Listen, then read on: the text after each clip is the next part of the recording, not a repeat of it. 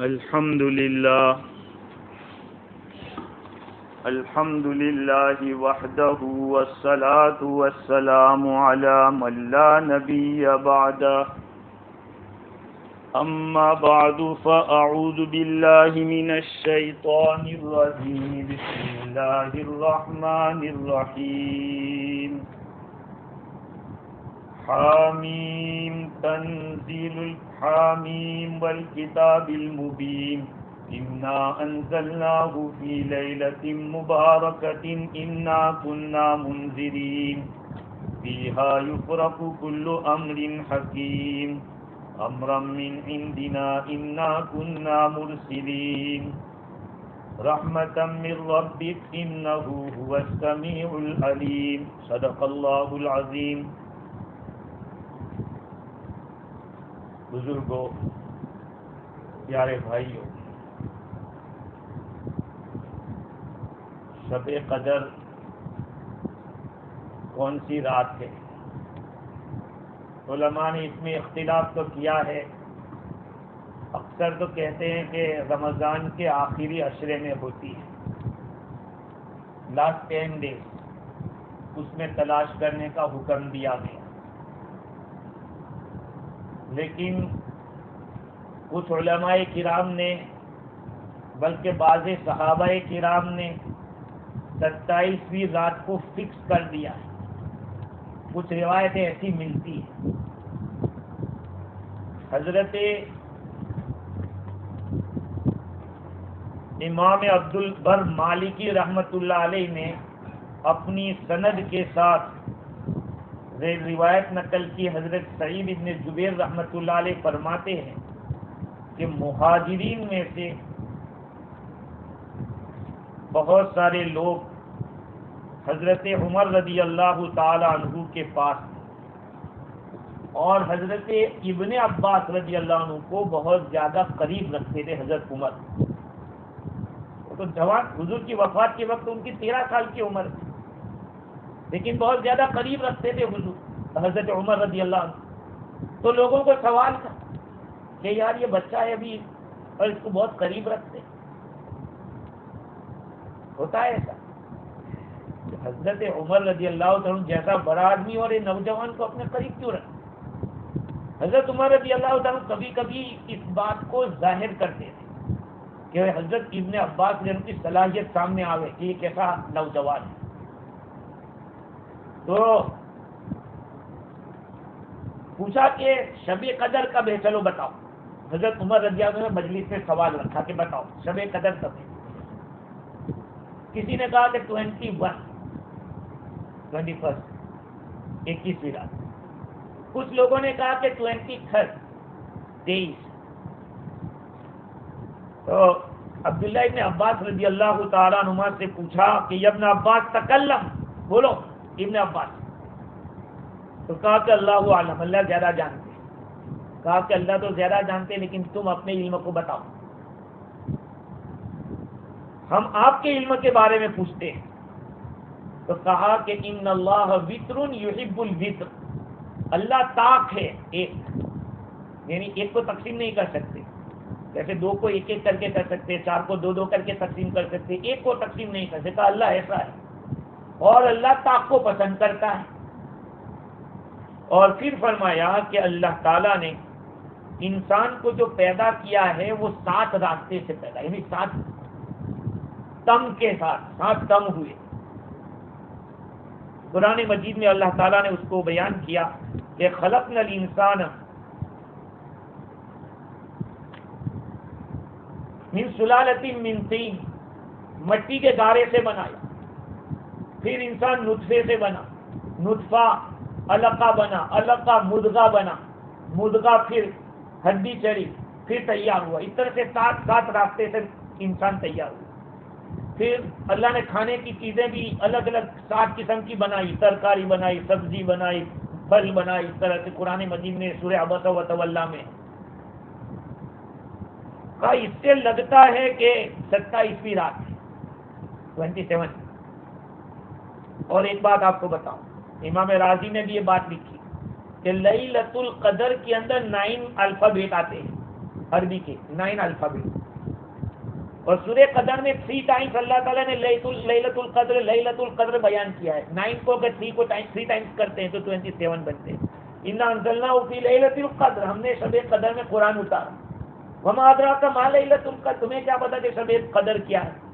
لیلۃ القدر خیر من الف شہر، شب قدر 1000 مہینوں. تو 3 مرتبہ اس کو استعمال کیا، تو 9 کو 3 ٹائمز کر دے تو 27 بنتا ہے. اور ایک بات کہ ہی حتی مطلع الفجر، آخر میں ہی کے معنی یہ یعنی شب قدر. تو سورہ قدر میں 30 کلمے یوز ہوئے ہیں، 33 ورڈ یوز کیے ہیں. اور جب پڑھتے پڑھتے ہی پر آتے ہیں تو وہ 27 نمبر کھاتے ہیں، ہی یعنی یہ 27 نمبر. اس سے بعض لوگوں نے کہا کہ 27 کی رات تھی. خیر، جن لوگوں سے کچھ نہیں ہوا ہے تو کم از کم 27 کو تو کچھ کر ہی لینا چاہیے. یہ نہیں کہ بھائی بالکل نہ کرے، تو وہ تو چلی گئی ہے، چلی نہیں گئی. ارے اللہ تعالیٰ دینے پہ آئے تو اس میں بھی ایسا کام لے سکتا ہے کہ اللہ راضی ہو جائے. اس لیے مبارک رات ہے، اللہ تعالیٰ نے ہمیں موقع دیا ہے. اس لیے کوشش یہ کرنی چاہیے کہ اللہ تعالیٰ ہم سے راضی ہو جائے. جس دور سے ہم لوگ گزر رہے ہیں واقعتاً ہر آدمی ایک نفسا نفسی کے اندر ہے. دنیا سب سوچتے ہیں کہ میں کچھ کر لوں، اپنے پاس کچھ ہو جاوے. ہر ایک آدمی اپنے آپ کو لکی ثابت کرنا چاہتا ہے اور ان لکی ہونے سے نکلنا چاہتا ہے. حضور اکرم صلی اللہ علیہ وسلم نے فرمایا کہ آدمی کے بد نصیب ہونے کی 4 نشانیاں ہیں. علامت الشقاوتی اربعۃ، آدمی کے بد نصیب ہونے کی 4 نشانیاں ہیں. اور خوش نصیب ہونے کی بھی 4 نشانیاں ہیں. بد نصیب ہونے کی پہلی نشانی یہ ہے کہ آدمی اپنے پرانے گناہ کو بھول جائے، حالانکہ اللہ کی یہاں محفوظ ہے. آدمی جو گناہ پہلے کر چکا ہے اس کو بھول جانا. ہم تو بھول گئے لیکن وہاں تو ریکارڈ ہے، وہ ریکارڈ بولے گا. اور آج کے زمانے میں اس کو سمجھنا کوئی مشکل نہیں. بھائی ڈیجیٹل کیمرے کا زمانہ ہے. ایک زمانے میں تو یہ ڈر لگتا، یہ سمجھ میں نہیں آتا تھا کہ آدمی کیسے بولے گا، بھائی ہاتھ کیسے بولے گا، پاؤں کیسے بولے گا، وہ سمجھ میں نہیں آتا تھا. لیکن یہ بولتا ہے، یہ موبائل ابھی بٹن دباؤ تو زور زور سے آواز آئے گی. اب اس میں کون سی جان ہے؟ کوئی جان نہیں، بے جان چیز ہے، وہ بول رہی ہے. تو پھر حضرت انسان کو اللہ بلائے گا. تو سب سے پہلی نشانی یہ ہے بد نصیب ہونے کی کہ آدمی اپنے گزرے ہوئے گناہ کو بھول جائے، حالانکہ خدا کی یہاں محفوظ ہے. نمبر 2، اپنی پرانی بھلائیوں کو یاد رکھنا. میں نے یہ نیکی کی تھی، میں نے وہ کیا تھا، میں نے وہ کیا تھا. ذکر الحسنات الماضیہ، حالانکہ ولا یدری اقبلت ام ردت، حالانکہ ہم کو پتا نہیں کہ وہ نیکیاں قبول ہوئی تھی یا ریجیکٹ ہو گئی، وہ تو ہمیں معلوم نہیں، وہ تو پتہ ہی نہیں. دیکھو پہلے زمانے میں جو بزرگ تھے، بڑے حضرات، وہ کیا کرتے تھے، رمضان آتا تھا تو 6 مہینے تک دعا کرتے تھے کہ اللہ جو گزرا ہے اس کو قبول کرنا. اور دوسرے 6 مہینے رمضان تک پہنچنے کی دعا کرتے تھے کہ اللہ اب رمضان تک پہنچا دے. تو پورا سال اسی میں نکالتے تھے. ہم تو 1 مہینہ گزر گئے، بس کل جیسے ختم ہو گئی عید کے پھر ملیں گے جمعہ. حالانکہ نیکیوں کا کام ایسا نہیں کہ اسٹاپ کر دینے کا. ابھی آپ نے سنا کہ نہیں، قل اعوذ برب الناس پڑھ کے میں نے بند نہیں کیا ہے، میں نے دوسرا شروع کر دیا. اس کو عربی میں تو حدیث میں الحال المرتحی، اترے اور پھر سوار. صحابہ کرام جب جہاد میں جاتے تھے واپس آئے اور پھر کہا کہ جانا ہے کا تیار، ایسا تھا ان کا کام. قرآن تم نے ختم کیا تو بند نہیں، پھر چالو کر دو تاکہ شیطان کی کمر ٹوٹ جاوے. شیطان کہتا ہے کہ یہ تو ابھی ختم کر کے بند کر دے گا، وہ بھی جانتا ہے کہ مہینہ پورا ہوا کیسا، پھر اپنا ہی راج ہے. لیکن اس کی کمر توڑ دو کہ نیت کر لو کہ اب ہمیں اپنی زندگی سنتوں کے مطابق گزارنا ہے. ابھی آپ سوچتے ہوں گے یار بھی ناس ہو تو اتنی چھوٹی چھوٹی صورتیں پڑھا کبھی 26 میں پڑھنے لگ گئے یا وتر میں، اتنی لمبی پڑھنے کی کیا ضرورت ہے؟ اللہ کے بندو یہ سنت ہے. حضور صلی اللہ علیہ وسلم وتر کی نماز میں پہلی رکعت میں 26 میں پڑھتے، دوسری میں قل یا ایھا الکافرون پڑھتے اور تیسری میں قل ھو اللہ پڑھتے.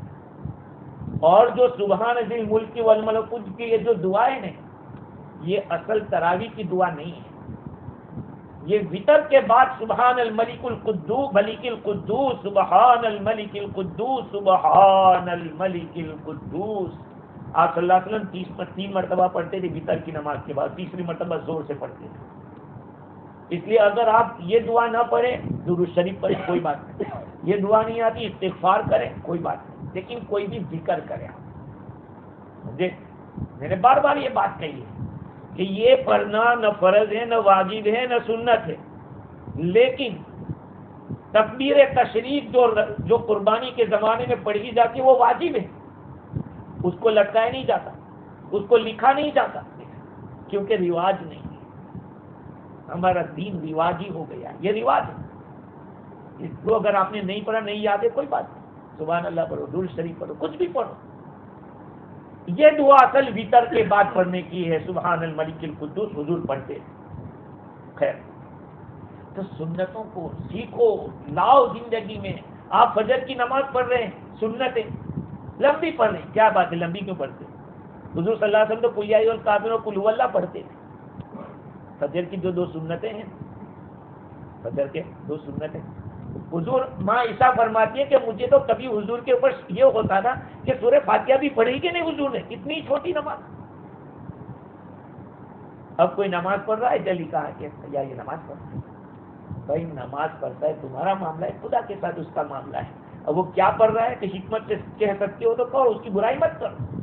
لیکن ہمارا حال یہ ہے کہ ایسی بات کریں کہ یار کیسی نماز پڑھتے ہیں اور خاص پڑھتے ہیں.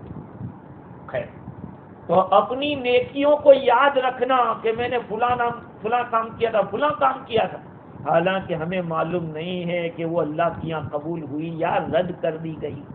یہ بدقسمتی کی نشانی ہے. اور تیسری بات یہ ہے وَنَظْرُهُ إِلَى مَنْ فَوْقَهُ فِي الدُّنْيَا، دنیا کے اعتبار سے اپنے سے اوپر والوں کو دیکھنا. ارے یار فلاں تو BMW لے کے گھوم رہا ہے، فلاں ایسی گاڑی کروسر لے کے گھوم رہا ہے، تو مجھے اللہ نے کیا دیا؟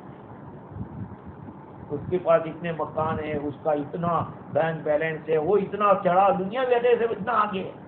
یہ بد نصیبی کی بات ہے. اور دینی اعتبار سے ارے تم کیا ہے، میں تو 3 نمازیں مسجد میں پڑھتا ہوں، تم تو ایک بھی نہیں پڑھتے. اور یہ سوچو کہ وہ فلانا 5 پڑھ رہا ہے مسجد کے اندر، میں تو ایک ہی پڑھتا ہوں. تو دینی اعتبار سے اپنے سے اوپر والوں کو دیکھو، دنیا کے اعتبار سے اپنے سے نیچلوں کو دیکھو.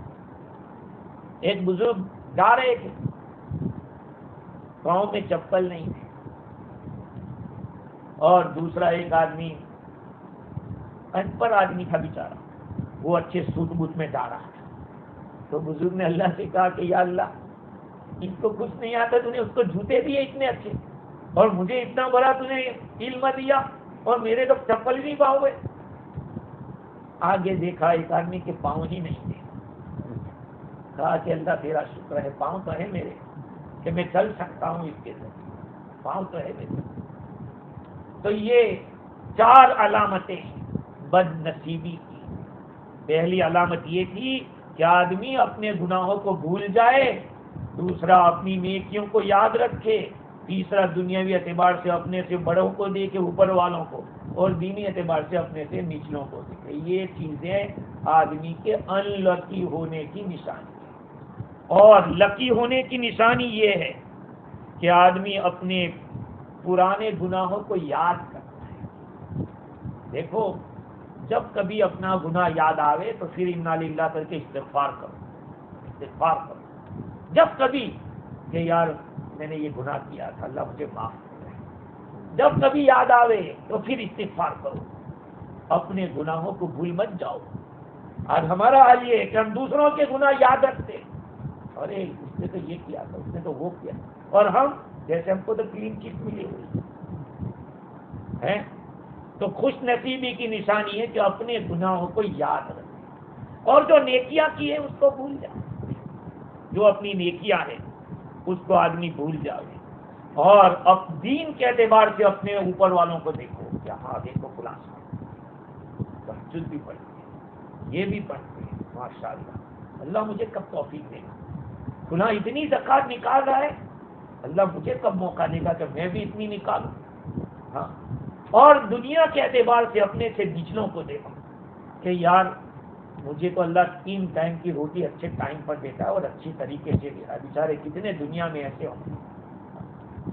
یہ کام ایسے ہیں جو آدمی کی خوش نصیبی کیا ہے. میرے بھائیوں، ہمیں آج کے دور میں خصوصی طور پر جو دیکھنا ہے، اچھے ساتھی کو تلاش کرو، اچھا ساتھی، دیندار مجلسیں اختیار کرو. اگر دیندار لوگوں کی مجلسیں اختیار کرو گے تو دینداری آئے گی، چاہے پھر آپ دنیا کے اعتبار سے کتنے ہی آگے پہنچے ہوئے کوئی منسٹر کیوں نہ بن گئے ہو، لیکن اللہ والوں سے جڑے رہو. مولانا خواجہ عزیز الحسن رحمت اللہ علیہ ڈپٹی کلیکٹر تھے، کیا تھے؟ ڈپٹی کلیکٹر، لیکن داڑھی بھی رکھتے تھے اور اذان بھی دے دیتے تھے. حضرت عمر، اذان دینا کیا کوئی چھوٹا تھا؟ حضرت عمر اعظم فرماتے کہ اگر میں کوئی ایسا ہی ہوتا تو میں اذان مؤذن بن جاتا، مؤذن کا اتنا اونچا مقام. تو یہ ڈپٹی کلیکٹر اذان بھی دیتے تھے، لیکن مولانا تھانوی نور اللہ مرقدہ کے ساتھ لگے جڑے ہوئے. ان کے یہاں ایک مرغا تھا، مرغا جنگلی، وہ لوگوں کو کاٹ کھاتا تھا، جو بھی اس کو جا رہے پکڑنے تو کاٹ لیتا تھا. تو آپ نے اپنے چپراسی کو کہا کہ یار اس کو بیچ دو جا کے، لیکن جب بیچو تو پہلے اعلان کرنا کہ دیکھو یہ کاٹتا ہے، اس کا عیب بتلا دینا. یہ کو حدیث میں آیا ہے کہ اگر آپ کوئی چیز بیچ رہے ہو، اس میں اگر کوئی فالٹ ہے تو کہہ دو کہ بھئی یہ گاڑی ہے، اس میں یہ فالٹ ہے، آپ کو دینا ہو اتنے میں بیچ رہا ہوں، آپ کی مرضی، پہلے سے کہہ دو. اگر آپ نے عیب کو چھپایا برکت نہیں ہوگی اس میں. آپ پہلے کہہ دو کہ بھئی یہ چیز ایسی ہے، آپ کو لینا ہو تو دے. تو ڈپٹی کلیکٹر صاحب نے اپنے چپراسی کو کہا کہ یہ مرغا بیچ کے آؤ، لیکن پھر یاد آیا کہ یار یہ عیب نہیں بتائے گا تو بیچارے کا نقصان ہوگا. تو خود گئے اور فٹ پاتھ پہ کھڑے کہا کہ یہ مرغا بیچنے کا ہے. دیکھیے کوئی بھی پوچھ سکتا ہے کہ دیکھو یہ کاٹتا ہے، اس کے دام تو اتنے ہونے چاہیے، لیکن میں کم دام میں آپ کو دے دوں گا، اگر آپ کو خریدنا ہو تو ٹھیک ہے، نہیں اتنا بڑا یہ ہو کہ ایسا آدمی. اہل اللہ کی صحبت، اللہ والوں کی صحبت، اور صحبت تب فائدہ دیتی ہے جبکہ یہ صاف ہوتا ہے. یہ اگر کلین نہیں ہے تو کتنے بڑے بزرگ کے پاس بھی بیٹھو گے فائدہ نہیں ہوگا. بالکل. مولانا تھانوی رحمۃ اللہ علیہ کو ایک آدمی نے خط لکھا کہ حضرت میں نے داڑھی رکھی ہے، لوگ ہنستے ہیں میری داڑھی پر. تو کہا کہ تم قیامت میں نہیں رو گے، جب قیامت کا دن ہوگا تو تمہیں رونا نہیں پڑے گا، رونا ان کو پڑے گا جو تمہاری داڑھی پہ ہنس رہے ہیں. لوگ ہنس رہے ہیں، تم بھی تو لوگ میں ہو، کوئی لگائی تو ہو نہیں، یعنی کوئی عورت تو ہو نہیں. یہ مولانا تھانوی رحمت اللہ علیہ نے فرمایا. میرے بھائیوں، یہ مبارک رات ہے، آج طے کرو کہ ہم اپنی زندگی کا رخ بدلیں. ہاں، اپنے آپ کو سمجھاؤ کہ مجھے کیا کرنا چاہیے. آج ہمارا حال یہ کہ یہ ایک بیڑا ادھر گیا ادھر. ارے بھائی سمجھو کہ صحیح کیا ہے، غلط کیا ہے. تحقیق کا مادہ ہمارے یہ ساتھی بیچارے بول بول کے تھک گئے. اللہ ان لوگوں کے آنے کو قبول فرمائے. بڑی قربانی دے کے آئے یہ لوگ. رمضان کے مہینے میں چلہ لگانا یہ کھانے ہی لینے کا ہے. سچ کہتا ہوں، اللہ ان سب کی چاہیے تمناؤں کو پوری فرمائے. بڑی قربانی کے ساتھ یہ لوگ لگے رہے. تو میں یہ عرض کر رہا تھا کہ آج کے زمانے کے اندر بہترین ساتھی، اچھا خیر خواہ تلاش کرنا بہت مشکل ہے. ہاں، تنہائی کا زمانہ ہے. ہاں، السلامت فی الوحدہ، سلامتی تنہائی میں ہے. آج کا یہ دور ہے کیونکہ ہر جگہ برائی کی دعوت ہے. ہاں، جہاں برائی کی دعوت ہوتی ہے زیادہ لوگ جمع ہو جاتے ہیں. خیر کی دعوت میں لوگ کم دم. تو آج کی یہ مبارک رات طے کریں کہ ہمیں اپنی زندگی میں کچھ کرنا چاہیے، ورنہ اتنے سفید ہو گئے ہم لوگ. اور وہی 40 سال عمر عزیزت گزشت، مزاجے تو اذہال طفلی نہ گشت. تیری عمر کے پیارے 40 سال گزر گئے، لیکن ابھی تک تیرا بچپنا نہیں گیا.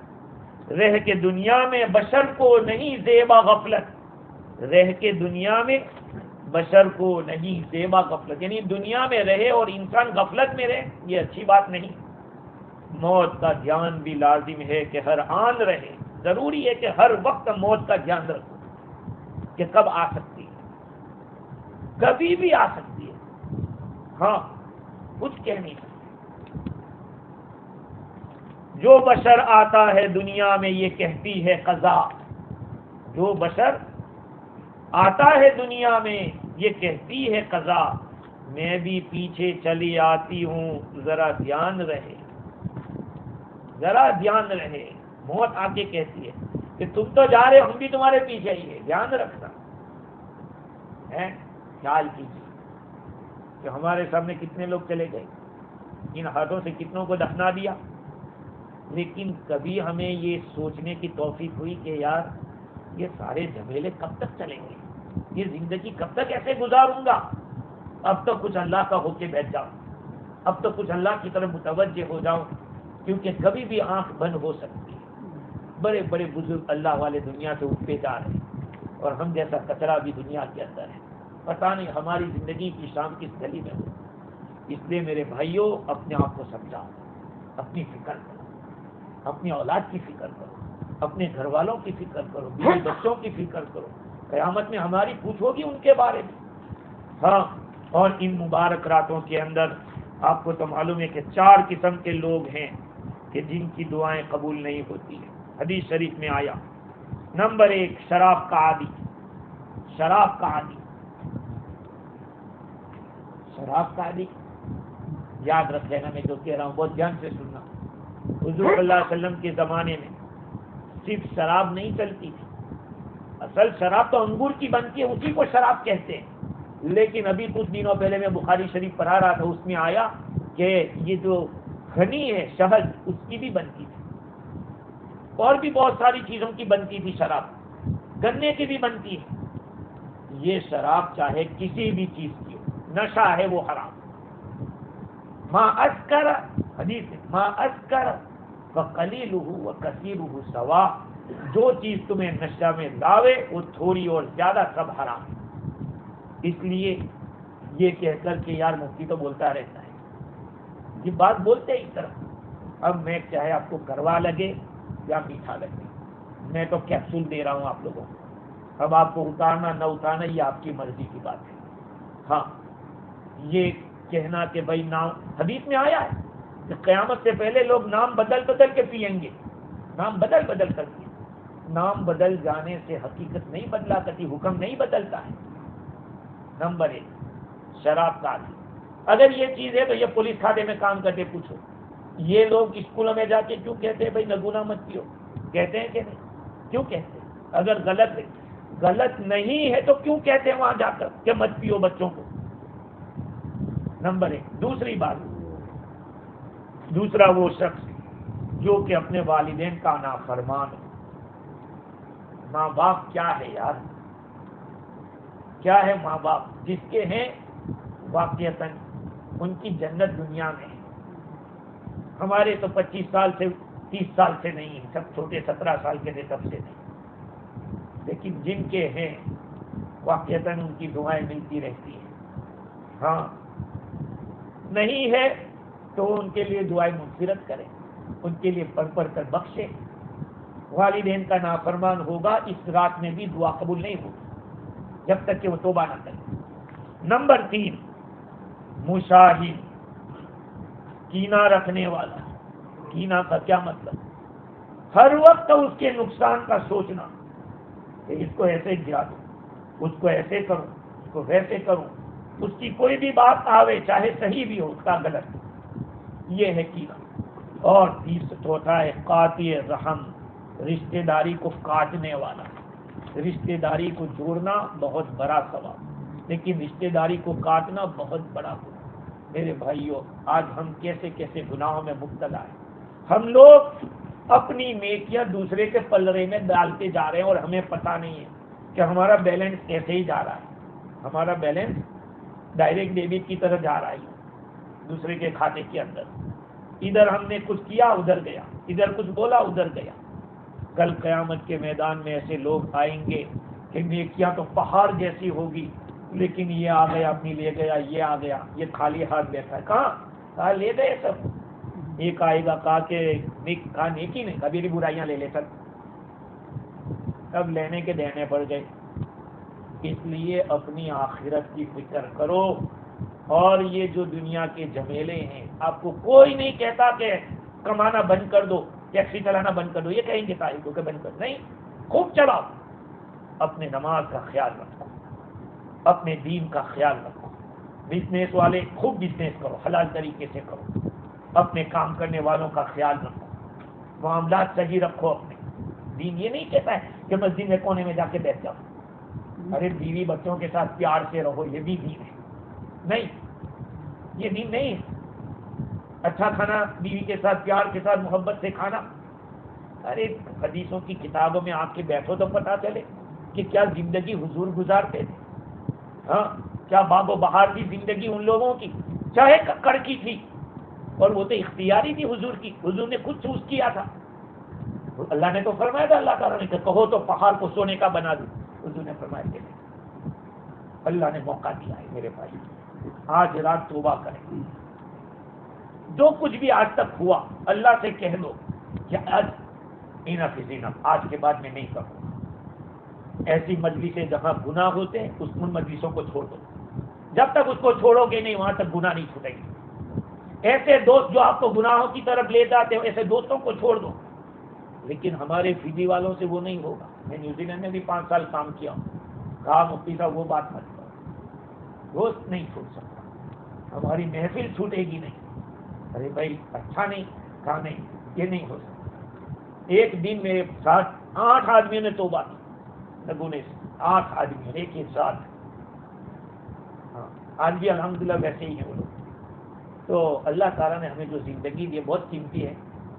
اچھے سے اچھا کھاؤ، اچھے سے اچھا پیو، بیوی کے ساتھ پیار سے محبت سے رہو، اولاد کے ساتھ اچھی طرح سے رہو. نہ نہیں، لیکن دین کو پکڑو.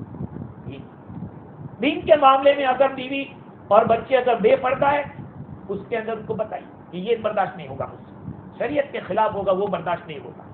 ہاں، کریں گے کہ نہیں انشاءاللہ.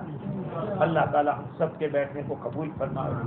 وآخر دعوانا الحمدللہ رب العالمین. سبحان اللہ بحمدہ.